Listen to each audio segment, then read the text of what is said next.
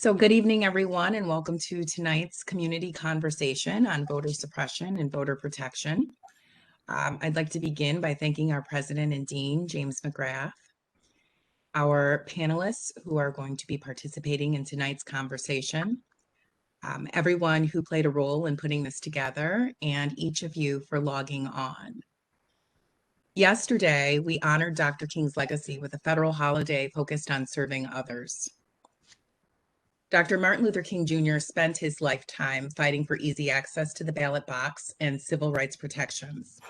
In a 1957 speech titled, "Give Us the Ballot," Dr. King spoke bluntly about the need for equal voting rights. Quote, "So long as I do not firmly and irrevocably possess the right to vote, I do not possess myself. I cannot make up my mind. It is made up for me. I cannot live as a democratic citizen, observing the laws I have helped to enact. I can only submit to the edict of others," end quote.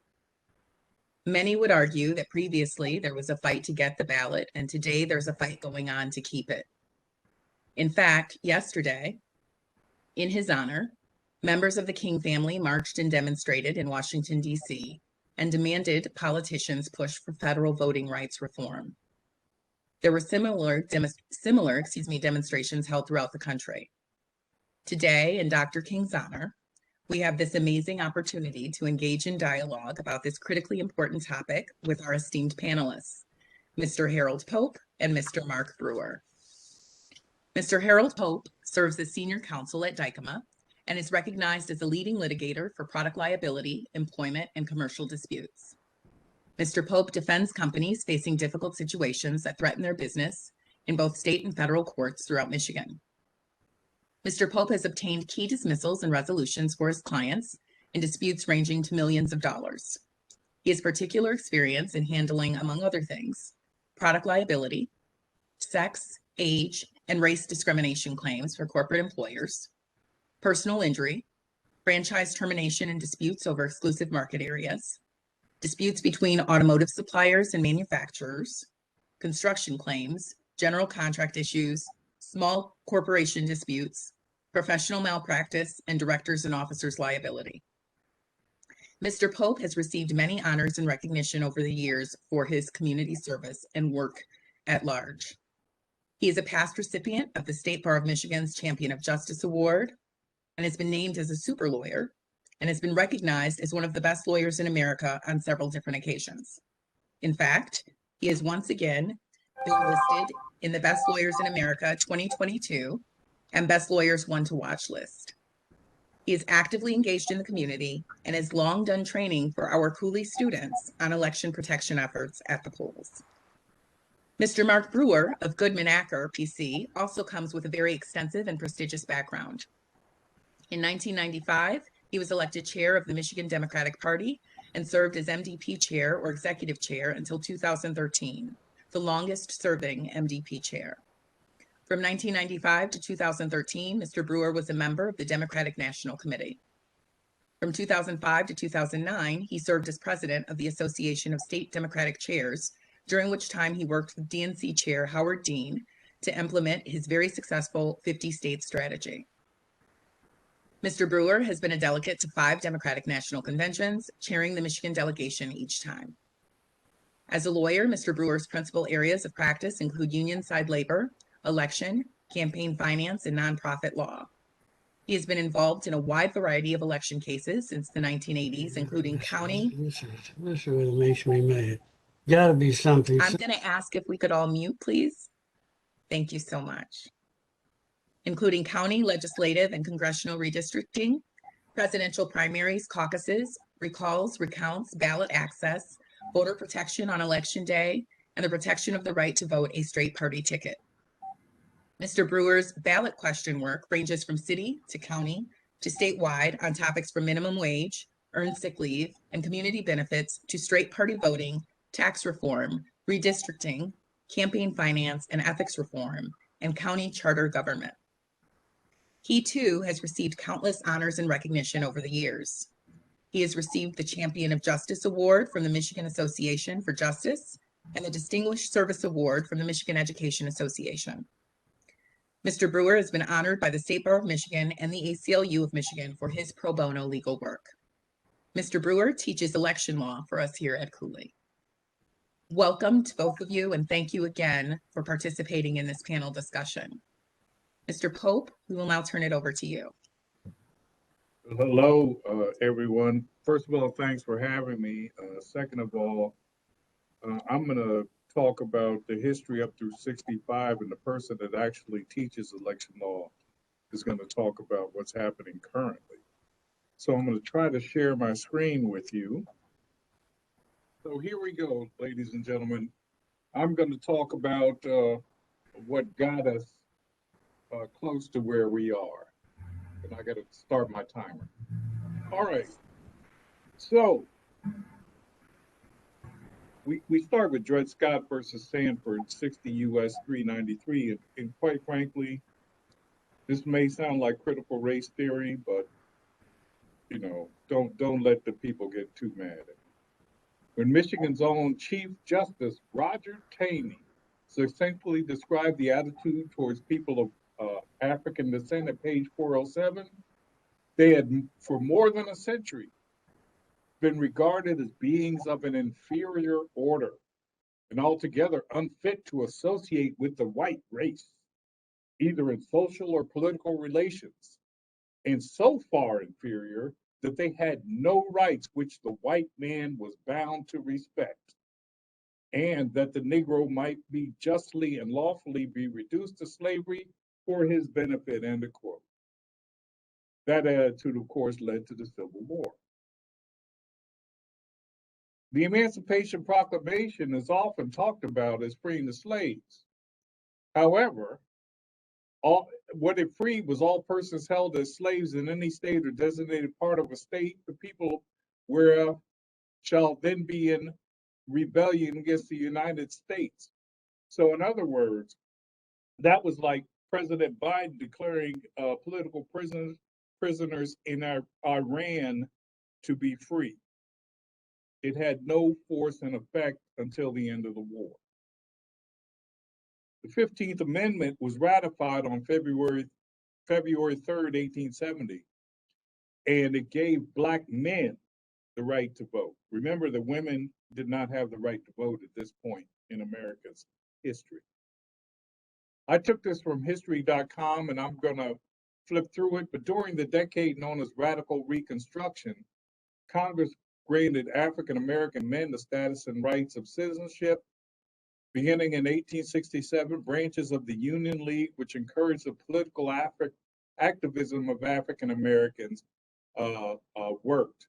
So Black citizens made up the overwhelming majority of Southern Republican voters. And the most important thing is a total of 265 African American delegates were elected as they were doing these constitutional conventions. And in all, in green, 16 African Americans served in the US Congress during Reconstruction. More than 600 more were elected to state legislators, and hundreds more held local offices across the South. You know, they were first, just like we had a first president in 2008. Then we came to the Civil Rights Act of 1875, and this is towards the end of Reconstruction. They had tried, it was first introduced in 1870 along with the amendments, but they finally passed it in 1875 as the last gasp of Reconstruction. And basically what the new law required was that all public accommodations be people of African descent and of every descent be allowed to participate in public ends, public conveyances on land or water, theaters, and other places of public amusement. The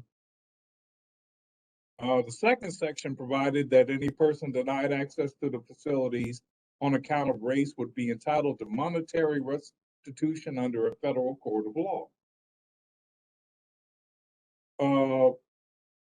The 1870s brought an economic downturn to America.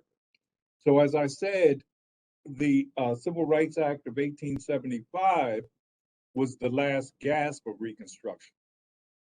Republican parties in the South abandoned their Black members and constituents. Meanwhile, Democrats were winning elections in the South, so that by the end of 1876, the radical Republicans had been vanquished. Also, the elections of 1876 led to a Republican Senate and a Democratic House.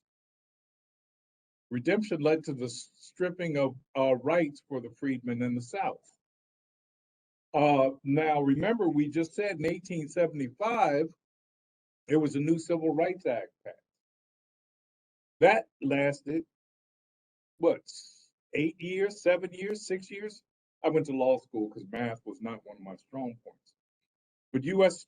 versus Stanley, 109 U.S. 3, 1883, were the civil rights cases were cases from not just the South, but New York, California, and Tennessee for violations of the Civil Rights Act. These were people, African Americans, who had been denied dining accommodations, theater accommodations, and in Tennessee, being allowed to sit wherever they wanted on a railroad car. The court held that the courts could not constitutionally regulate private actors without state action. And then, of course, the death knell to any potential civil rights for African Americans came with Plessy versus Ferguson, 163 U.S. 537, which embraced and legalized the doctrine of separate but equal. I throw these law references in here because this is, after all, Cooley Law School. And if you want to read more, this book, which I read years ago, is just excellent. Eric Foner's Reconstruction. So it's like a 700-page book, but it tells you wholeheartedly. And a lot of times you hear about the new Reconstruction and the old Reconstruction, but that gives you an understanding of where we were. So then we have Jim Crow. And we talked about Plessy codifying justified provisions of unequal rights for people of color. Included in that were items to suppress the vote. And that's Jim Crow, not Plessy. Remember that the 15th Amendment extended the right to vote to Black men in 1870, and the 19th Amendment, adopted in 1920, extended that right to women. But the Southern states instituted methods, including the poll tax, where people would have to pay an exorbitant fee to vote, the bean jar, where they would set up a jar of beans and you'd come in and you would have to tell the exact number of beans in the jar, they wouldn't let you vote. And probably even if you guessed the right number, they wouldn't let you vote anyway.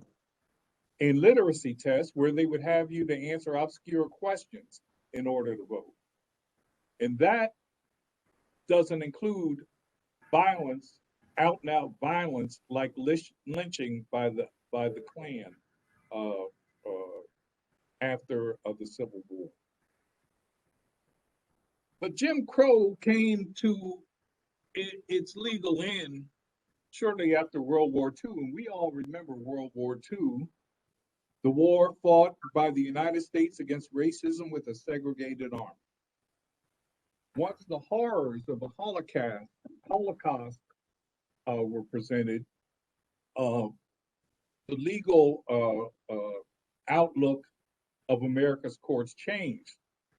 And it started with Shelley versus Kramer. And I also say, because mostly people think about Shelley versus Kramer, but they don't think about McGee versus Sykes. And these were Missouri and Michigan cases outlawing state-supported housing discrimination. McGee versus Sykes, for people who are familiar with Detroit, related to housing on Tyreman Avenue in the north, close to downtown in Detroit, close to Grand Boulevard. Of course, we all know about Brown versus Board of Education. And for voting rights, Gamillion versus Lightfoot, 364 U.S. 339, brought by King's attorney, Fred Gray, which outlawed gerrymandering on the basis of race really quickly. What they did was Tuskegee, the city of Tuskegee was majority Black, but they basically gerrymandered the city so that basically the only people that could vote for the council were the 400 white people that lived there. That was outlawed. So then we have the 24th Amendment. On January 23rd, 1964, it ended the poll tax in federal elections. And you would think that with that amendment, all of a sudden everything would be hunky-dory and that Black people would be allowed to vote. And people said, we're going to go march from Selma to Montgomery in order to talk to the people and show them. And y'all remember this picture. This is Congressman John Lewis as they started the march and the troopers came and beat him. That led to the Voting Rights Act of 1965. And there we have President Johnson signing with Dr. King and another number of other dignitaries. And I hope I get this right, Mr. Brewer. So I'm just going to go over real quickly some of the most important parts of the original Voting Rights Act. Section 2 of the law applies nationwide, and it forbids standard practice or procedures that results in a denial of abridgment of the citizen's right to vote because of race. And that dealt with the poll tax, not only in federal, but state elections. It dealt with the bean counting, and it dealt with the literacy test. And it allowed the U.S. attorney or an individual to sue a state or local government in order to show that voting law or practice results in racial discrimination. Section 4B described which jurisdictions are covered and must get approval or pre-clearance for their elections if it had less than 50% of people voting in the president elections of 64, 68, or 72, and discriminatory tests or devices were used for voter registration, such as literacy test, blah, blah, blah. Following jurisdictions, states, Alabama, I'm showing you the states, some counties in California, and some townships in Michigan were also included as areas that had to have pre-clearance prior to making changes. And so they would have to get permission from the U.S. Attorney General or the U.S. District Court before making any change, even a small one, to their election and voting laws or procedures. The advance permission is called pre-clearance. The U.S. Attorney would have 60 days to do that in order to allow that without going to a suit. So I wanted to point out, because you talked in the introduction, it talked about how I defend corporations, which I do, because we have the right to do that also. But I'm also a member and have been a member for the longest time, for almost 20 years now, Lawyers Committee for Civil Rights under law. And in the midst of the struggles to protect the rights of African Americans, the Lawyers Committee was created at the request of President John Kennedy in the summer of 1963. And it was put together to move the struggle for protection of civil rights from the streets to the court. And you can read that. I'm not going to read it all. But I have been a member of that. And one of the reasons that we've been doing the election protection training for Cooley is to enlist you in our nonpartisan effort every year. I know Mark does a partisan effort for election protection, but we do a nonpartisan effort. And the last slide I'm going to show you is that we work with our partners to provide a nonpartisan coalition to protect the right for people to vote. And as Mr. Brewer will tell you, there are a lot of people in this state that don't want there to be a nonpartisan effort to protect the right to vote for people in this state.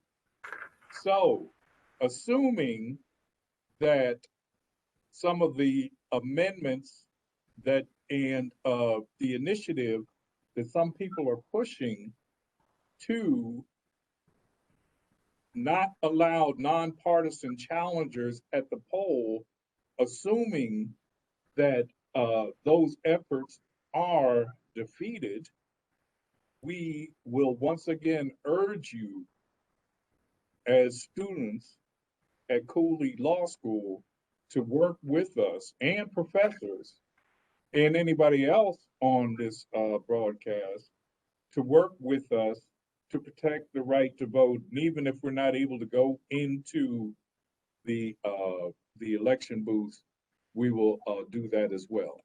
So I see my time is up, so I am going to stop talking. Thank you. Let me just figure out how to stop shit. There we go. Thank you so much, Mr. Pope. Mr. Brewer. Thank you very much. Thank you to Cooley for the opportunity to be with you all this afternoon. It's a particular pleasure to appear with Harold Pope. And I really appreciate that very thorough historical overview of how we came to where we are today.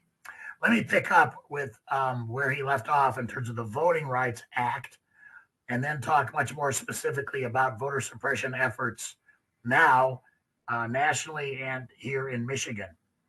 A couple of the other things I wanted to mention about the Voting Rights Act was that in addition to stopping a number of the very blatant discriminatory practices that Harold described so well, it also was a tremendous help in rectifying race discrimination in redistricting, principally through Thornburg versus Jingles, and it's the follow-up cases that came along there. So we've seen a lot of positive effects from the Voting Rights Act since it was enacted. Unfortunately, that act, which is one of Dr. King's legacies to all of us, has been gutted in the last several years by the United States Supreme Court. And unlike the past, where Congress occasionally stepped in to correct an incorrect interpretation of the law, the Congress has not stepped in to deal with these Supreme Court decisions. I want to talk in detail about a couple of them.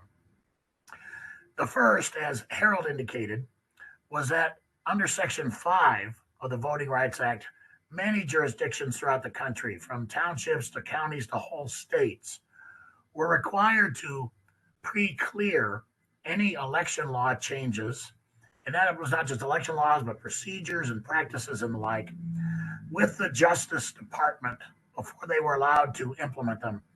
And this was a very, very powerful and effective tool in preventing discriminatory practices from being resurrected around the country. Unfortunately, in 2013, the United States Supreme Court struck down the coverage formula in Section 4B. So while Section 5 remains on the books, it's no longer enforceable because of that Supreme Court decision striking down the coverage formula. And this is another area where, again, the Congress has not stepped in because it could correct the deficiencies in Section 4B and resurrect the enforcement of Section 5 around the country.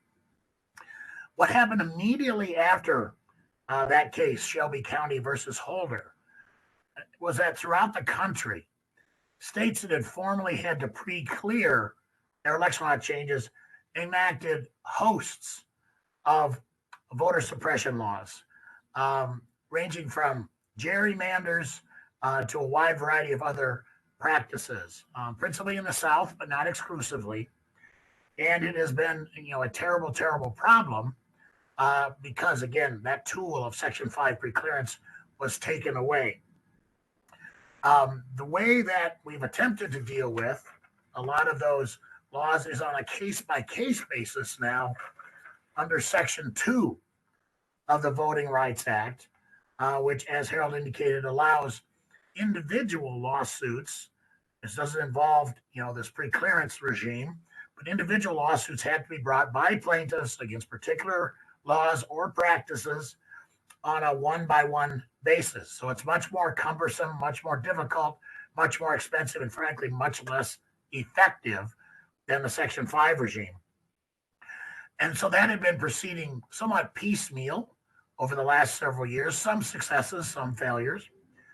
But then last summer, the United States Supreme Court, in a case called Brnovich versus Democratic National Committee, in a case arising out of Arizona, really gutted Section 2 and has really harmed our ability to use that as a tool. What the court said in Brnovich was that it imposed several basically conditions on the application of Section 2 and dramatically changed the way it's been applied.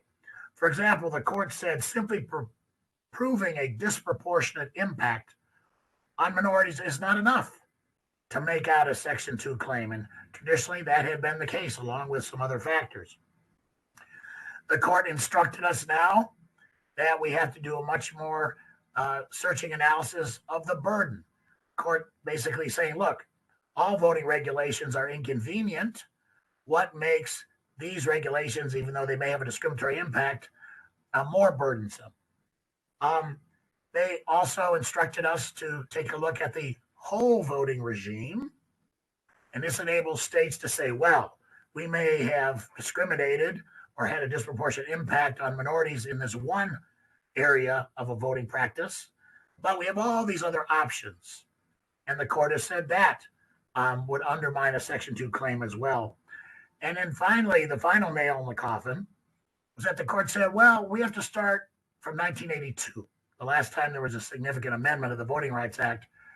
And, if voting has gotten easier, as it has in virtually every state since 1982, then that should be a factor in the analysis as well. So the court has taken us away from the focus on a particular discriminatory impact and found basically all these other excuses why a Section 2 violation could not be found. That has, again, been a real problem, just like the Shelby case was that we saw back in 2013. And so what has now happened with these federal remedies gutted, between those two decisions of the Supreme Court and the controversies, the ongoing controversies about the 2020 election, as meritless as they are, we have now seen hundreds and hundreds of bills introduced around the country, including here in Michigan, which I'll talk about in a moment, which have no doubt the purpose is to suppress the vote. We've seen all kinds of proposed changes, restructuring of how elections are administered, cutbacks on early voting, cutbacks on absentee voting. I mean, almost surgically, these legislatures in these states, oftentimes aided by governors, have looked at what provisions of the law have enhanced turnout, particularly enhanced turnout among minorities, and they've cut them back. There is some litigation against some of these, but as I indicated, Section 5 is no longer available to us, and even Section 2 cases are much more difficult. Let me focus in on the remaining time about what's going on here in Michigan. In parallel to what's going on in other states, we have seen dozens of bills introduced here. And again, while there are common themes between the voter suppression activity in other states and Michigan, obviously each state's voting system is unique. And so these bills you see are then customized to the particular situation you find in a state.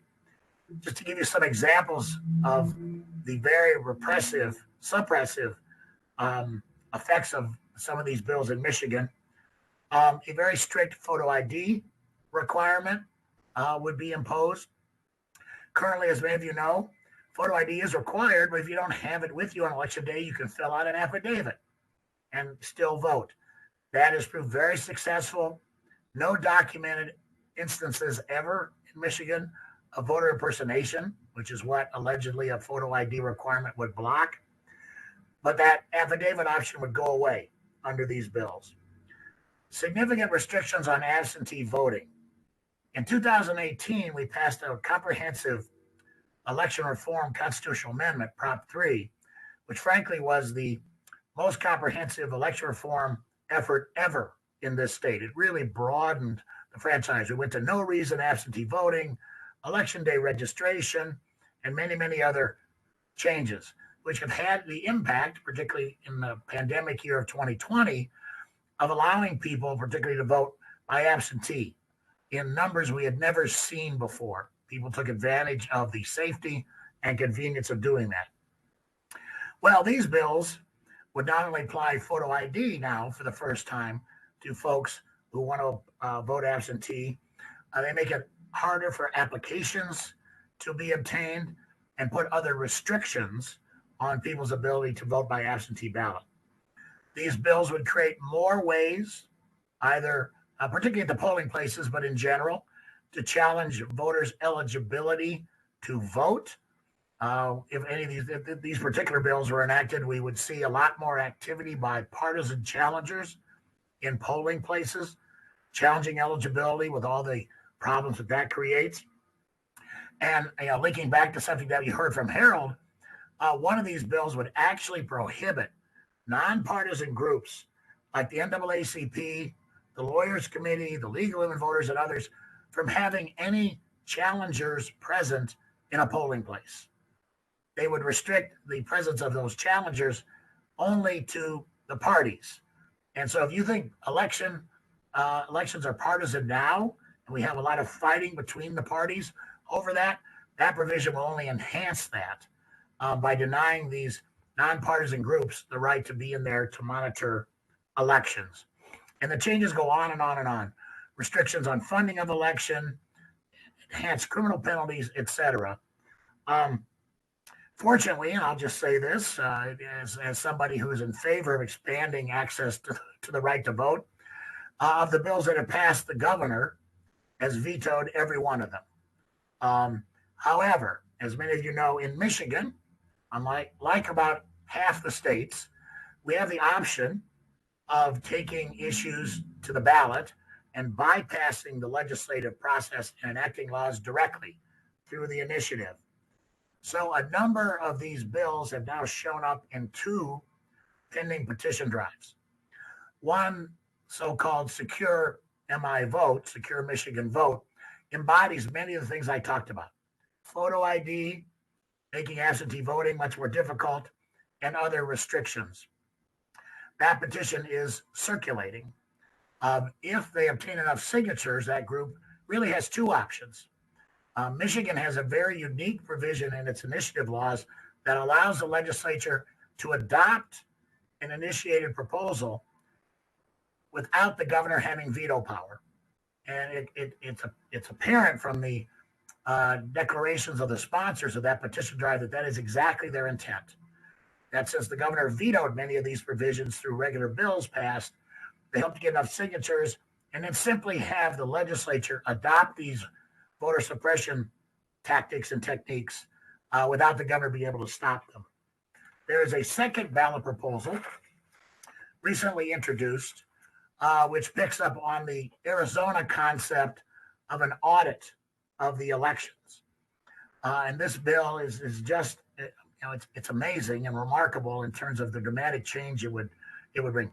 It would create a so-called audit board at the state level that is entirely controlled by partisans, that political officials from the Democratic and Republican parties would be in charge of this so-called audit board, which would go out and hire private contractors, Echoes of Arizona, to conduct audits of elections, starting with the 2020 election. So you can see we've not left 2020 behind. A subset of this partisan audit board would sit as a criminal grand jury with the authority to subpoena people, arrest people, and so forth if they don't cooperate with this partisan audit. Frankly, it's a witch hunt is what it is. These audits would be funded from private sources, undisclosed. So you could end up having candidates and, again, unknown organizations and people funding these audits, and that would never be disclosed to the public. this whole thing, this whole proposal, really again undermines any idea that you're going to have nonpartisan administration of elections in this state. Clearly, this is designed with a partisan intent, particularly with this secret grand jury device, a grand jury that will be controlled by one political party or the other. That proposal actually is before the Board of Canvassers tomorrow for approval of a summary of the proposal, after which that group will be free to circulate for signatures. And again, they're very clear that what they want to do is they really don't want it on the ballot. They want the legislature to adopt it and bypass the governor. So these are two very serious threats. We don't see these kinds of efforts in other states. It's principally through legislation, but here it's not only legislation, but these ballot proposals. We've also seen, and I'll wrap up with this before Harold and I take questions, a number of other efforts at subverting elections.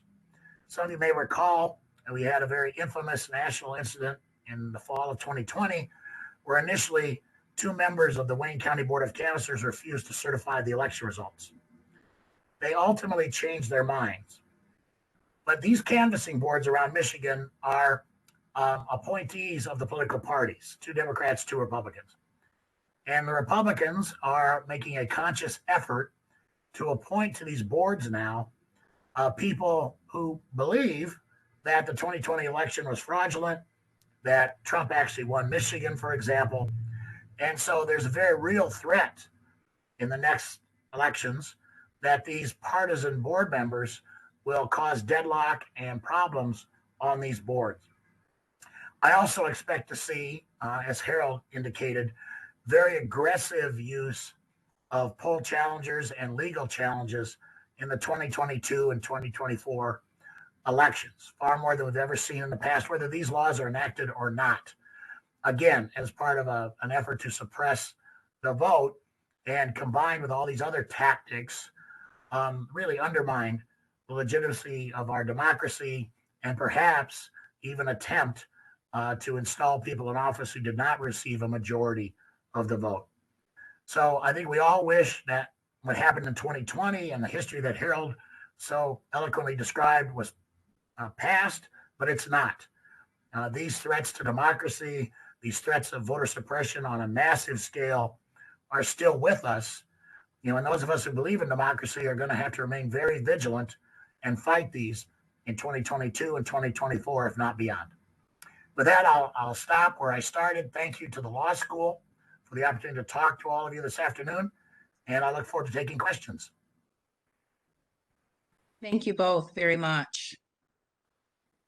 We'll now open it up for questions. If you could put your questions in the chat, that would be great. Questions for either panelist. And I will actually begin with our questions. Could you all tell us more about the Freedom to Vote Act and the John Lewis Voting Rights Advancement Act? I know that is something that President Biden was hoping to get done this week, if not even today, if I'm not mistaken. But could you tell us more about what the purpose of those would be, why that's important, some of the stuff that may be included in there? I see Harold pointing at me. Of course. One difficulty Harold and I would have describing them is that they've been moving targets. They've gone through several incarnations, so to speak, in an effort to try to get to, the votes to pass them, particularly in the Senate. I think in general, the John R. Lewis Act is targeted at fixing some of the problems in the Voting Rights Act that I described, hopefully resurrecting Section 5 with an updated coverage formula. I don't think it addresses, but it may, some of the problems that Brnovich created last summer. I'm just not sure about that. The other piece of legislation is a broader piece of legislation designed to say, to secure the voting rights we talked about. I've been particularly intrigued by provisions in there that would help prevent gerrymandering on a nationwide basis, particularly when it comes to congressional gerrymandering. But in general, and Harold perhaps may know more details about some of the current legislation. The goal is to, fix and push back on some of these voter suppression tactics and bills we've seen around the country. No, I have nothing to add. I mean, that's basically what they're trying to do is make sure that, for instance, Georgia can't change the law so that they can take the nonpartisan actors out of the election procedure and just decide, not sua sponte, but basically decide that they don't like what happened in Fulton County, so they're going to put their own people in place to do so. That would have never happened under Section 5 of the Voting Rights Act. And quite frankly, some of the things that are being proposed here in Michigan, and I may be biased on this, but I mean, to not be able to have nonpartisan poll watchers in the polls, why would you want to not have nonpartisan people in the polls? Same reason you don't want to have nonpartisan actors conducting the election. Those things, people, we have to understand that the right to vote is fundamental in this country. The right to select the people that represent you is fundamental in this country. And no matter what your political background is, one of the things that I tell people when we're training them is that we don't care if you're a communist or a Nazi, you have the right to vote. We don't care if you're a Christian or Islamic, you have the right. We don't care if you're an atheist, you have the right to vote. If you're an anarchist, you have the right to vote. And to prevent people from having the right to vote, basically because they don't agree with you, is anathema to what this country is supposed to be about. Thank you.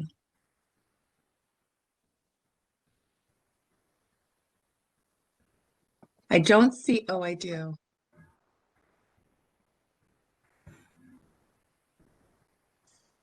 Frank has a question in the chat. And I actually, instead of me reading your question, Frank, do you want to go ahead and?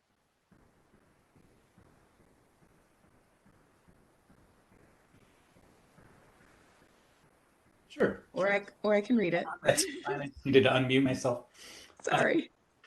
Thank you so much for being here, Mark and Harold. It strikes me that as we've gone through some of these struggles, that the judiciary and the bar has really maintained its integrity as an institution through a lot of these issues that we've been struggling with. And I wonder if you see ways to challenge some of these laws other than the Voter Rights Act, if some of these things get enacted. Yeah, I'll take a crack at that, and then I'll defer to Harold. There's probably not a lot of federal remedies, and I'll be just very candid with folks. Federal courts are not a place to litigate on voting rights these days. Very hostile in my experience. But I do think there are a number of state remedies. I mentioned in my presentation Proposal 3 from 2018, which enacted a wide variety of election reforms. Like I said, no reason absentee voting, et cetera. The right to a secret ballot, which everybody assumed we had, but was not in the Michigan Constitution. And I think a number of these changes in the 2 petition drives, or even some of the bills that I mentioned, could be challenged under the Michigan Constitution. Photo ID requirements. For example, there was a time back in the 90s, Attorney General Frank Kelly held that the photo ID requirement was unconstitutional. He was subsequently overruled by the Michigan Supreme Court, but there's no reason why the Michigan Supreme Court could not revisit that decision. Same thing with the absentee voting restrictions we're seeing. And I think even a number of these partisan restrictions, I got to tell you, I think this audit proposal violates the separation of powers in so many ways. a partisan grand jury. This audit board, I didn't mention this, is housed in the State House of Representatives. And so you've taken a traditional executive function of supervising and auditing elections and put it in the legislature. So I think there are even issues regarding separation of powers that could be brought up against one or both of those petition drive and those bills. So I think that's what you'll see, Frank, and others, people like me, be very blunt about it. We will be looking at our state constitutional options to challenge these laws if they ever take effect.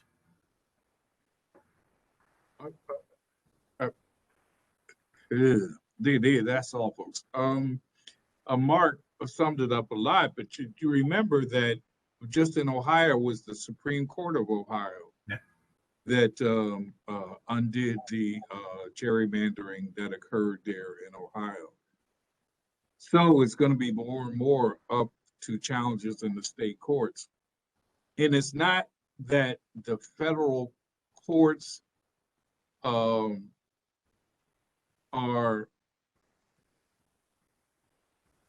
at least in the Eastern District, if you're just talking about the Eastern District of Michigan and you want to go to court to challenge something, that's not the problem.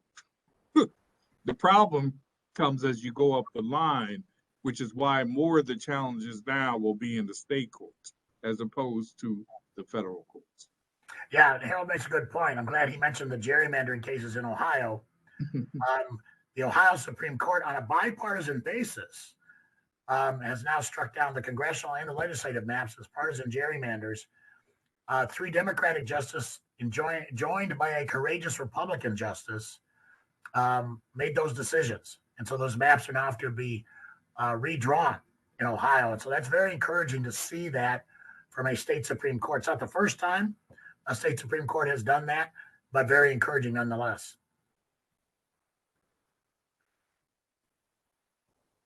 Thank you.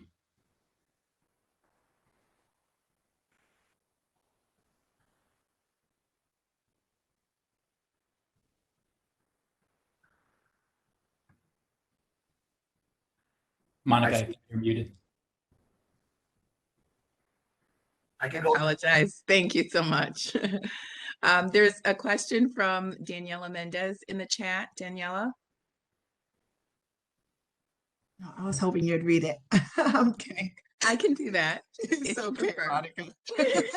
Hi, thank you so much to both of you for being here. I specifically would like to ask this question for law students. What can law students do that do not yet practice in election law firms or anything like that? What can they do to challenge voter suppression laws that are affecting individual states throughout the U.S.? I'll take a crack at that, and then Harold can add in. I mean, first of all, as law students, as Harold indicated, he's done a terrific job over the years.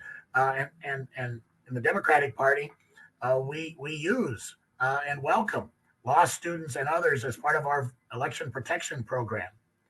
You don't have to be a lawyer to be a challenger in a polling place or to assist on election day, and even in the run-up to election day, and now after election day, trying to protect the right to vote, make sure the votes are counted.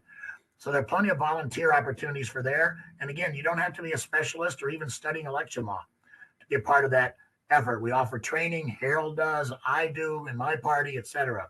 So that's one opportunity. I think the other thing, and one of the other reasons I'm so glad we're doing this tonight, it's so tempting to sign those petitions, right? We know how the petition business works. People are going to lie to you. They're going to say this protects the right to vote, et cetera, et cetera. And that's not what these 2 petition drives are about. So I think helping us with public education is critical. People should read petitions before they sign them, and not just, think you're helping somebody out or let's put it on the ballot. Because as I indicated in Michigan, it may never get to the ballot if they get enough signatures. So I would add that public education to your family, to your colleagues in law school and folks that you know. Again, I think you can provide the information about how bad these petitions are, but at least get them to read the petition before they sign it. That would be a big help because too many people just do sign these petitions without reading them. The only thing I will say is your question dealt with how you can combat suppression. And one way is also to organize with your fellow students to actually spread the word about what's going on. And as I've said, we've used,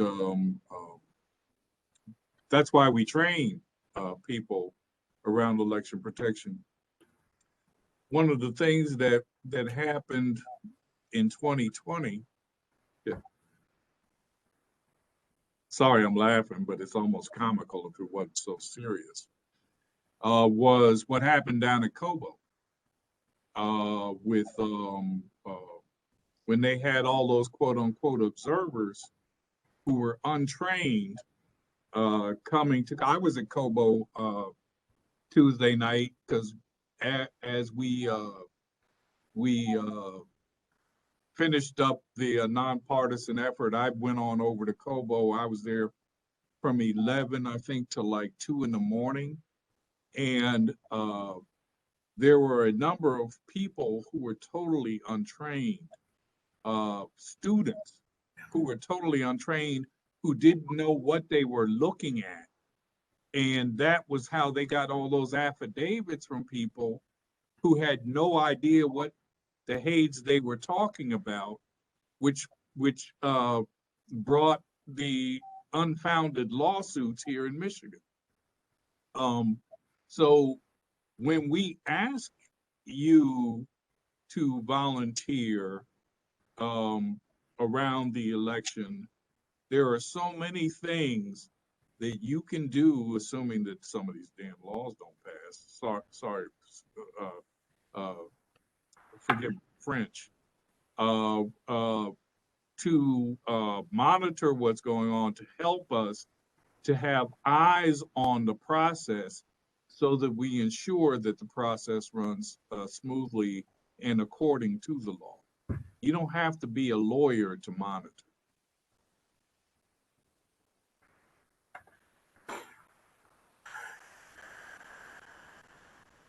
Thank you. We have just a couple minutes left. Are there any other questions?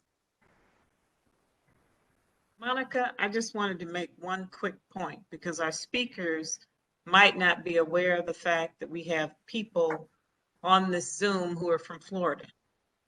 And so I would just like to add a friendly amendment to Daniela's question, because I think on the one hand, we have these two superstars. Know you both, and thank you so much for coming. But who are your counterparts in Florida? I think if we're serious about trying to sort of find an avenue that students can walk down to get involved, we have to be specific. And we have to say, okay, contact A and B, and in turn, they will help to coordinate. So Daniela is talking from a Florida perspective. Who in Florida can help? And in turn, because of how Daniela operates, she'll gather some students together and make it happen. So if you don't have those names now, perhaps later, but I think that time is of the essence, as we all know. And so random discussions are nice, but I think, you know, we've got to get organized and get busy. So I just wanted to clarify because you guys may have assumed that she was in Michigan. All right. Well, thank you, Clarice. It's good to see you again. I would make 2 suggestions regarding Florida in terms of organizations. The League of Women Voters in Florida has been very active on these issues, as they have been in Michigan and most other states, and the ACLU, which I've done a lot of work with over the years here in Michigan. So I'm sorry I don't have names, but those are 2 organizations that have been at the forefront of this fight in Florida. Yeah, I can't give you names, but I mean, part of the Lawyers Committee coalition includes the NAACP, the ACLU, Common Cause. That is the nonpartisan coalition. I can't tell you off the top of my head who is the Lawyers Committee connection in Florida, but I'll get you some names. Thank you. Just wanted to make sure we were communicating.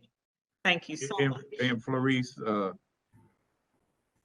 that was so Yes, kind sir. of you to say that, but we all know better. There was only one superstar, and he is the gentleman that spoke second. All right, Harry. We'll leave it there. Good. There is another comment in chat from Tashina Burton. I completed an externship last term with the Florida Rights Restoration Coalition, helping returning citizens restore the right to vote. Professor Hardrick made the connection.